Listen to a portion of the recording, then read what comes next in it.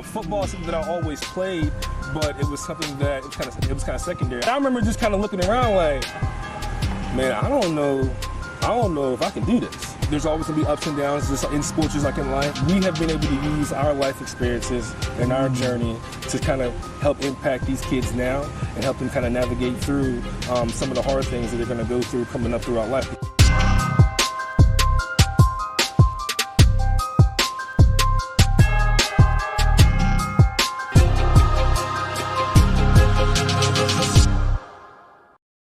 Eric Johnson here for Around the Way with EJ. I'm excited to be sitting with someone that has come off the gridiron and is doing great things in life, the one and only Brandon Holland, former Northside Viking.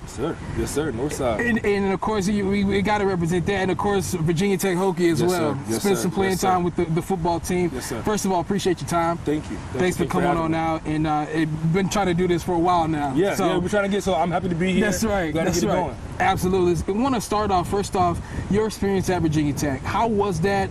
First off, what years did you come through there? And then how was your experience? Okay, so I played 06 to 09. Nice. Played for legendary coach Frank Beamer. Honestly, one of the best experiences I've ever had in my life. Really, being around those guys, I've learned a lot from Frank, but not only Frank, Bud Foster. But I played 06 to 09. I played with Tyrod Taylor. And just that whole journey, being able to play at that level with those guys was something that I'll never forget. Yeah. And just some of the things that I've been able to kind of share with my athletes that I train now, I've been able to take from the experience in that journey and kind of implement that into what we're doing now. It was great. It was great. That is huge. And I imagine, being a high school football player, you wanted to go on and play college. Yes. How was your time there at Northside? Because I imagine you had to work hard, being especially on the line. Yeah. Perhaps not getting shine like the skilled players do, right? Yeah. So you had to do whatever you could to set yourself apart. Yeah, definitely. So playing at Northside, it was definitely, it was actually a weird journey because I didn't even play football my freshman year. Wow. I didn't play football until my sophomore year. I was more of a basketball and track guy. Football is something that I always played, but it was something that it was kind of secondary. I love basketball, but it helped me get prepared for football. A lot of people don't know, but I played running back my whole life up until high school. I hit a growth spurt my 8th grade year. I grew like 3 inches between my 8th grade and 9th grade year. And so when I got into my 9th grade year, obviously they were like, yeah, basketball is it. But when I decided to play football my sophomore year, they were like, well, you're not playing running back now. You're too big. I'm like 6'5", so they're like, yeah, you can't do that. Yeah, that's not going to work. You can't do that. So I actually ended up playing defensive end. I worked out a little bit at tight end, but defense was more of my nick. It kind of took off from there. After I kind of got the recognition my sophomore year, everything just kind of changed. Everything kind of just took off, and my focus was more on football from then on out. Yeah, man, that is awesome. And we understand you ended up playing offensive guard. Yes. You went from running back to DN. Yeah. How'd you get to the offensive line at that point? Oh man, so when I got to Tech, we had some guys that went down in the spring. I kind of knew going into Tech there was a possibility that I would play on offensive line because I went to Hargrave Military Academy before I went to Virginia Tech, I started out playing guard there. And that was like my first introduction into playing offense and playing on the line. Wow. So I took that year as a learning experience and kind of learned the base foundation of how to play offensive line, how to like it, because again, playing offensive and defensive line is totally different. Sure. You got to think a lot more. Defense is more react and get to the ball. Right. And so offense, you got to actually think and actually know how to move anything at the same time. So I kind of got that down. And then with the Tech, I hit the ground running. It was, not going to lie, it was difficult at first because when you get to that level, everybody's good. Right. Everybody's good. Everybody was the man in high school at that level. So it's more of a mental thing, right? Who can, one, mentally survive and be mentally tough, and then also talent too as well. But the main thing is I was able to kind of hit the ground running. I was able to have some quick success there and put it all together. But it was definitely a working experience and learning experience, being able to transition from defense to offense, especially to playing offense on the college level, and not doing it before. A lot of the guys that I played with on the line that were there had played offensive line their whole life. whereas I kind of came in and had to kind of adjust on the fly. But, you know, I was able to do it. It was a great experience, and I wouldn't change it for anything. You mentioned Tyrod, and Yes. we saw you there at the spring game, coming back, the camaraderie there with the former players. Bit different the past few years. That's changing, right? The culture up there is changing. It's changing. As a former player, how does it make you feel to know that it's going to be inviting, as it was in the past, for you guys to come back, to hear your message, to hear your voice, for those current players to say, hey, you know what? All right, now we got somebody we can kind of listen to and learn from. No, man, it's huge. And again, like I told you up there, Sam Stewart has done an amazing job. She's the person who's kind of in charge of the alumni and getting these things put in place to get these things back up, get started and get going. It's great. It's great because, one, there's not many times we all can kind of get together in one room at one place and kind of talk about just, one, our memories, but also the things that are going on now. A lot of those guys are still successful and still playing in the pros, so it's kind of being able to chop it up with them, kind of learn some of the things that they're doing was great. But it's super exciting to know that they have us, you know, coming back, playing a more crucial role as far as being involved with the former players and the current players that are there now. But huge hat off to Coach Pry and Samantha and them for getting that stuff going, and I look forward to what we got coming in store. But I love it, man. It's great. Yeah, absolutely. And I was going to say, especially when he mentioned to us here recently, reaching back to those kids that are here in our backyard. Right? Yes. I know for a while it kind of got away from it, but when you can look at the roster and see guys from Roanoke, Salem, right here in our area, that's huge because the talent is still good here, right? Yes. The talent has always been good here. The thing is that the talent always doesn't reach at the correct level. You know, there's a lot of kids that's been sucked in by a lot of the negative things that we have here in our area, and that's, I think, one of the main points is why some of the talent that we do see that we know we have here is never showcased because they don't even make it to that level. So I think it's huge that Coach Pry's making emphasis, one, to really try to get those guys in our backyard forefront. I mean, being able to bring to the forefront, but I also think it's big because there's a lot of good talent here in our area. I think over the years we kind of got away from that as far as the program, got away from as far as the recruiting in our actual area. So I think it's huge that we're getting back to that. But like you said, there's so many guys that are here in our area that have the talent, that are ready to play, and that can do the work. And so, like the kids from Salem now, I hear they're up there doing good things. I've kind of stayed in touch with them a little bit, just from afar, just knowing them, one, that I'm here for you if you ever need anything, but two, just to say, hey man, I see you working, I see you grinding, I'm proud of you, and keep going. You talked about the challenges and things that can take kids away from being focused on what they want to do. How were you able to navigate that and kind of stay on the straight and narrow, so to speak, or some of the challenges that you had to overcome on your days coming up here in Roanoke? So, man, a lot of it was just really pushing through. Why we created, and where I kind of get to where I'm going with this is that what I do now as far as the mental health side and kind of help train kids, right? I didn't have that coming up. I think it's huge that we have some things put in place now, like Motivate the Game and some other companies, right, that make it a point to get these kids to understand, one, they can do anything in life that they want, building their confidence, and then also giving them some type of a structure to actually navigate that path, because there's all type of things that kids deal with on a daily. Kids are walking around dealing with different things and not knowing how to talk about it. And so so what I was able to do as a kid growing up too as well is kind of just utilize my mom. My mom as was a very, very, very big focal point in my life. She helped me get through a lot of tough times that I did go through as an athlete and as a student athlete. Having the resources these days. Yes. I mean, because simply just those being there and you being here, I mean, that solves a lot in and of itself. And then we can take it a step further and break down, okay, what's going on? What can we do? How can we move forward? I can't imagine how big that would have been or could have been for a lot of people that grew up in your same shoes, if not yourself back then. Yes. So in saying that, there, like I said, there are hundreds of kids walking around day to day that are dealing with X, Y, and Z, whether that's making badge in school, bullying, social media, peer pressure, things not going right at home.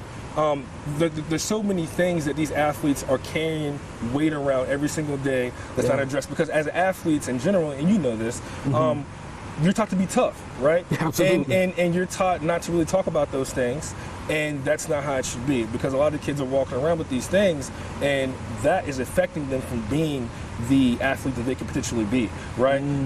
If these athletes can't deal with X, Y, and Z, then how can they play to their max potential on the field, right? Yeah. If you're in practice thinking about, oh, how I'm gonna eat when I get home, or my girlfriend broke up with me, or I made a bad grade in the test today, or me and mom and dad are arguing, right? Or mom and dad are arguing at home, right? Sure. So then how can they go into practice, right, and perform to the maximum level if they're dealing with that? Yeah. So like I said, being able to utilize some of the resources that are put in place now that some of these kids have is amazing, because again, like I said, I didn't have that. Fortunately, I was able to make it through and still be able to play at a high level, but I didn't have those resources that we kind of have now. Right. To actually deal with some of those things, so it's huge. It's huge. You talked about motivate the game. We see the shirt there. You know, coming on board with Daniel Brooks. Of course, we had him on the show a couple times. Yes. How big was that for you personally to have the opportunity to come into contact with him personally and with his vision? Because he, as we've seen, man, he's energetic. He is all about it. He is a different breed.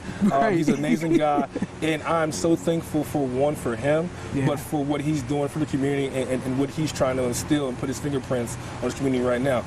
Man, listen, it was huge meeting with him. How that happened is, I don't know, but me and Daniel played AAU basketball years ago. Wow. And I literally ran into him about 3 years ago. Actually saw him on Channel 10. I think his first camp. And I'm looking at this and I'm like, bro, this is amazing. We need this. How did I know this is going on?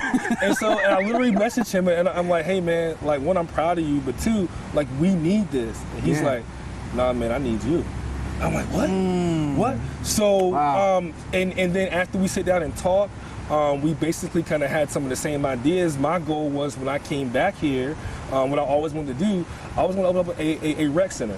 I know we have the YMCA in Green Ridge, but I wanted to kind of do something a little different. I want to have a rec center, a place where kids can come to get off the street, to, one, just do something positive, right? Whether it's playing sports or mentoring kids, whatever like that, doing something positive, but then also a place where they can learn, right?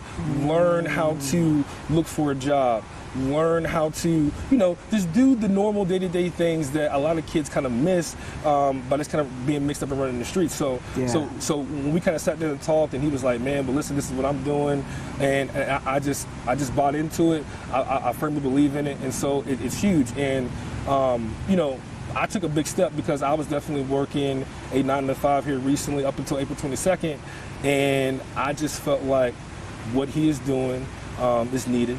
I felt like by me taking that jump and moving to motivate the game and being able to help people and impact lives, I just felt like that's natural, what I'm supposed to do. I love kids, but also we can help these young athletes by helping them understand, one, we've been through the journey, right? We've navigated through the journey. Now, we might not have done everything right, but we were able to overcome our fears, go into these deep places, and still get through, all right? And then come out somewhat, I would say, successful at the end. So we have been able to use our life experiences and our journey to kind of help impact these kids now and help them kind of navigate through some of the hard things that they're going to go through coming up throughout life, because as you know, life is not easy. A lot of these kids are still young and they're in school and are going to be able to, and they're going to experience things in life that they might not know how to deal with. So by us being able to kind of already been through some of them things and kind of know how to navigate and get through those, it's been able to help impact these kids' lives, and it's been a great thing so far. Yeah. How do we walk that fine line? Because I feel like there's a fine line of, hey, we can steer them by telling them what we went through, what we did wrong, here's how not to do it, versus some things in life you got to learn by experience. You know what I mean? So it's kind of, it's one of those tough things, right? So do you Do you tell them everything, or do you tell them just enough, or you say, you know what, I'm gonna tell you this much, and then the rest you kind of figure out? Yeah, so it's kind of a little bit of both. We really never tell a kid what to and what not to do. Yeah. We listen to them, and then we help them make the right decision and the right choice.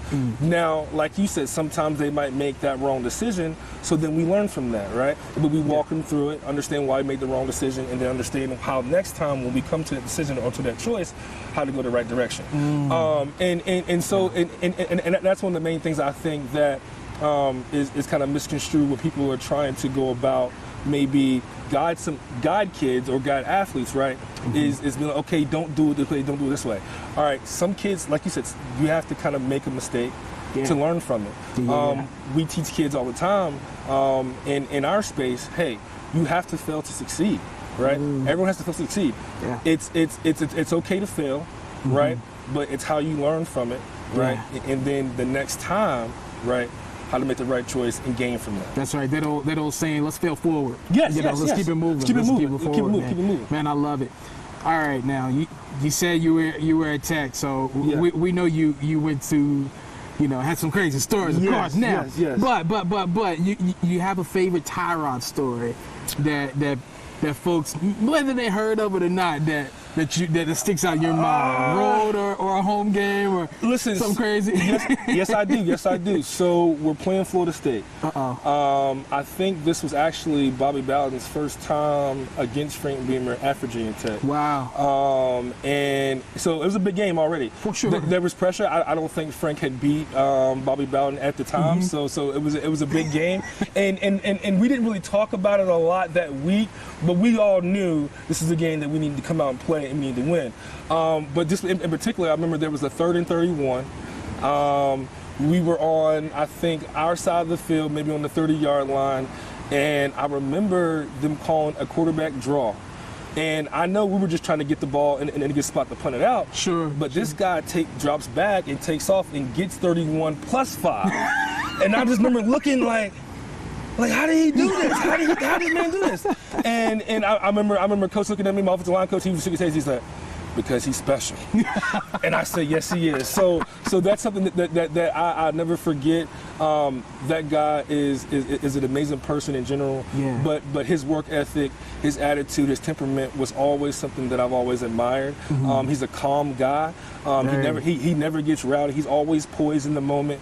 That's something that I always kind of watched from afar, but took from him. Even him coming in, because I was older than him, so when he came in, he was a freshman, but he still had that, like, he'd already been here before attitude. And so I was like, I thought that was amazing, because most guys that come in as a freshman too, you're coming into a big school, a big program, right? They're a little ratter, right? But from the first day that he stepped foot on that field, it was like he'd been there and already done it before. Wow. So he's a great guy, and I've always taken that from, I don't know if he knows it or not, but I've always taken that kind of gem that he kind of threw out there, just kind of watching his temperament and his poise and his passion for the game. So, that's it.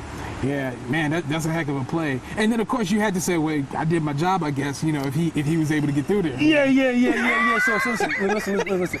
He was able to get through there, but listen, he made all that happen on his own. I'm not gonna lie to you. But man, like I said, it's just one of the amazing stories. There's several other, but that's one of the ones that kind of just jumps out. That's awesome. That was awesome. And like I said, that was a pivotal game, and we won that game too. So that was Frank's first win against Bobby Bowden, I think, at Virginia Tech and Plattsburgh too. So Man, that is huge, man. What was the eye-opening moment and where you were like, okay, all right, I'm playing at the college level. Oh boy, here we go. So honestly, it happened before we even stepped foot on the practice field. Literally, so my first week up there, we had some conditioning, and me thinking, and listen, and I was at home working out, but obviously I wasn't working out how they was working out. So I remember getting up there one day, we're in the weight room, we had just lifted, we're back doing sprints, and I remember I'm running maybe like 40 yards, and I'm trying to push as hard, I'm trying to just go. I can't even feel and my legs they just went numb, and I failed. Right, so I'm literally back in the locker room. I think I'm throwing up. I'm like literally looking terrible, and I remember guys looking like, this guy's on scholarship.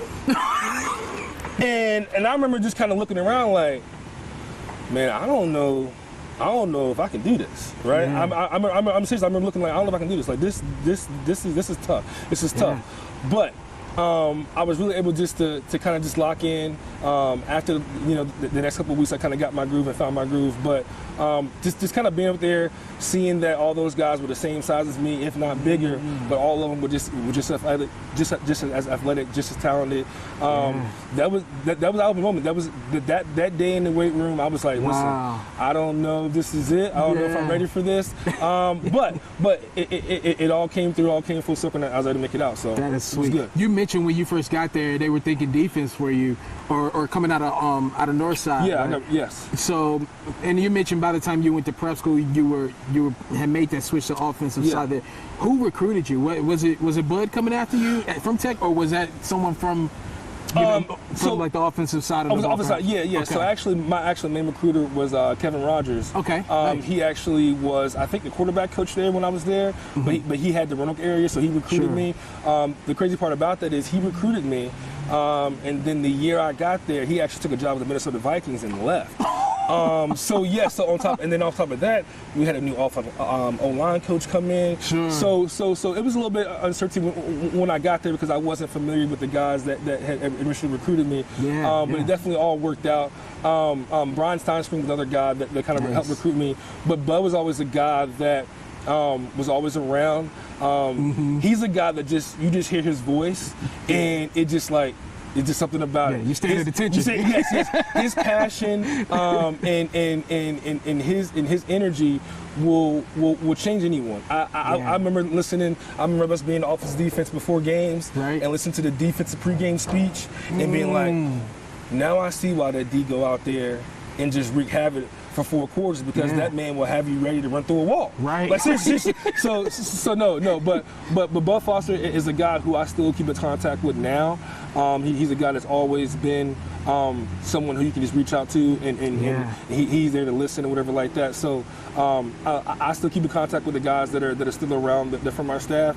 There's not many there now because we have a whole new coach and things like that. Sure. But he's a guy who's still around. Still has an imprint on the team, and he's always been there for me. So man, that is huge. I just get elated when I hear of folks from right here in the Star City, in and around it, on scholarship, averaging attack, that D1 level, the highest of high ACC level. What's your words of advice that you give to kids these days? Because, like you mentioned, everybody won't be D1. Everybody won't be ACC. But you know what? The D3s are just as good, and D2s are just as good in terms of the experiences that they can get in playing time. What do you try to hone in on and tell the kids today? Really just maintain that work ethic. Stay positive. Stay confident. There's always going to be ups and downs, just in sports, just like in life. But if you stay confident, stay motivated, believe in yourself, anything is possible. We have one of the plays that went into the game. My first play is if you have to do it, why not be great at it, right? And so that's something that you can make into life in the sports, right? If you have to wake up every day to go to practice, why not be great at it? If you have to wake up every day to go to work, why not be great at it? Absolutely. So really just keeping that positive mindset, always staying confident, and just working hard, because there's always someone else somewhere working just as hard as you, right? But if you maintain that energy, that confidence, and that belief, like I said, anything is possible no matter what you do. And I love it. I can't let you leave without getting a little prediction. How we feeling about this year one of the Pride era? I'm feeling, listen, I went to the spring game and I was really encouraged by what I saw. Those guys were flying around. It seems like there's a new energy around the program. Absolutely. Literally, I was there last year for the spring game and this year for the spring game, and totally different atmosphere. Those coaches really are into the players. I think the players are into them. I think the culture is a lot more positive. And so I'm excited. I really am. I'm excited because, one, we have some local guys here that I think can get some playing time and be able to make an imprint on this team. But on top of that, I'm really excited to see the new coaches and the coaching staff, to see the direction we go, and hopefully it's up from here. But I think we have a positive season this year. I think we have a good season. I think so. That is awesome, man. We're looking forward to a positive season too. Appreciate your positive reflections, man. Sir. Telling your story, your journey from Northside, prep school, all the way to Tech there, and of course, shout out to Tyrod there. And, shout out to him. Shout out to him, man. Shout out to you. Even though he's a Giant, I'm a Cowboys fan. It's okay. It's okay. I'm glad you said that after the fact, because we take command these days. Well, yeah, I'm gonna leave it there. Yeah. Brandon Holland, pleasure. I appreciate you, Thank man. you, sir. Yes, sir. Thanks for Yes, having me. sir.